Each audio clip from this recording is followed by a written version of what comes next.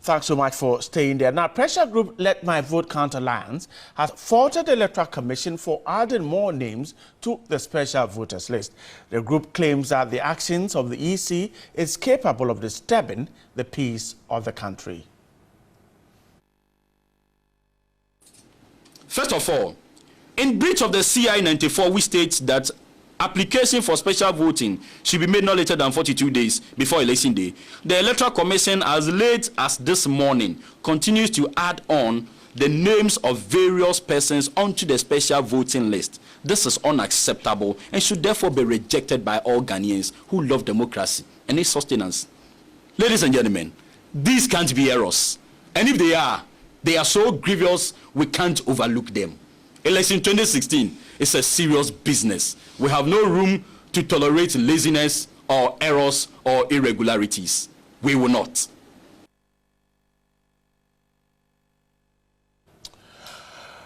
We should stay on the issue because the Electoral Commission says it will provide new ballot boxes for the special voting on December 4, 2016. The exercise, which is to enable all registered special voters to cast their ballot, has seen some political parties expressing satisfaction with arrangements for Sunday.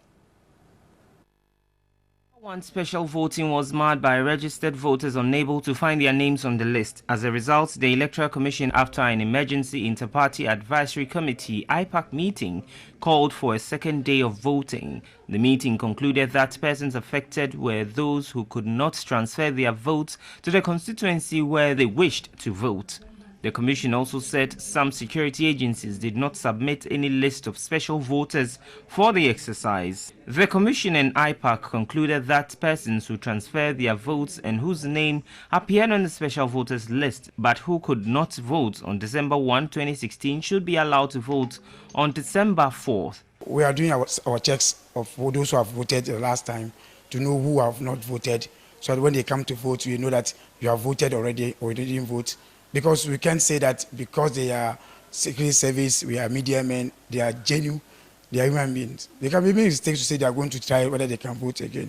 Our agents will supervise the process and make sure that at least the numbers tally, because if they don't do so, on December 7th, their list will be added onto absent voters.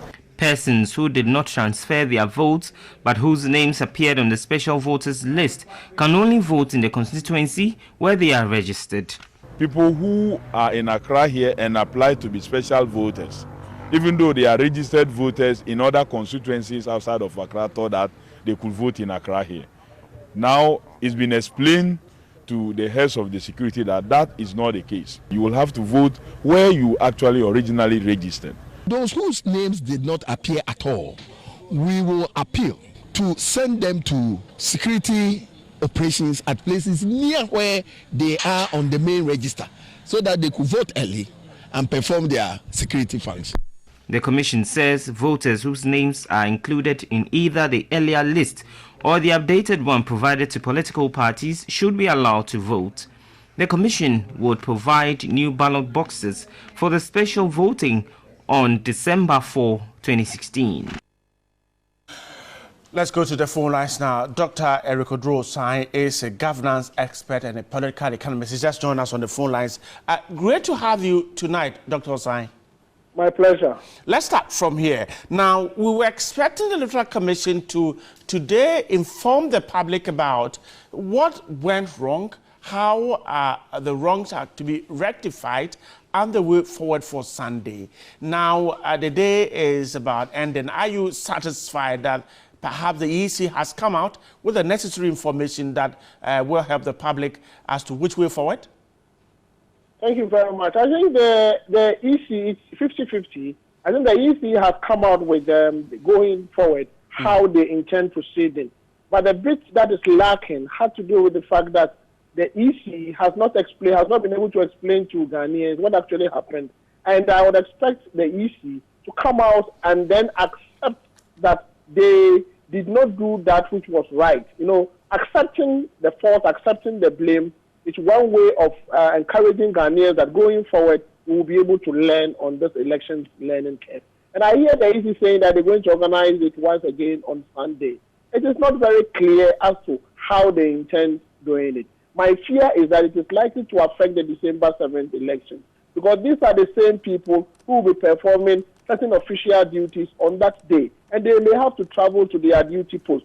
I was expecting the EC to have rather transferred their votes to areas closer to where they were to perform their duties, so then they could go ahead and then cast their vote. I think as it stands now, they've given us the way forward, but they have not accounted for what happened in the past and how they intend resolving them.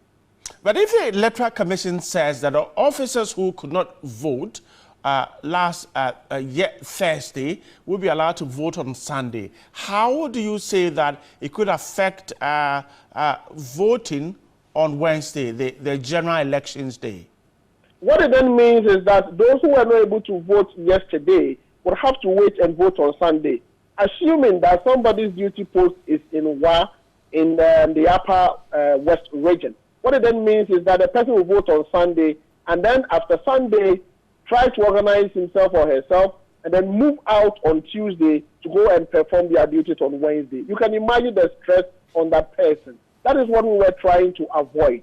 So I think that the Electoral Commission could have put in place a mechanism or a system that could have allowed people to vote in areas closer to their duty posts.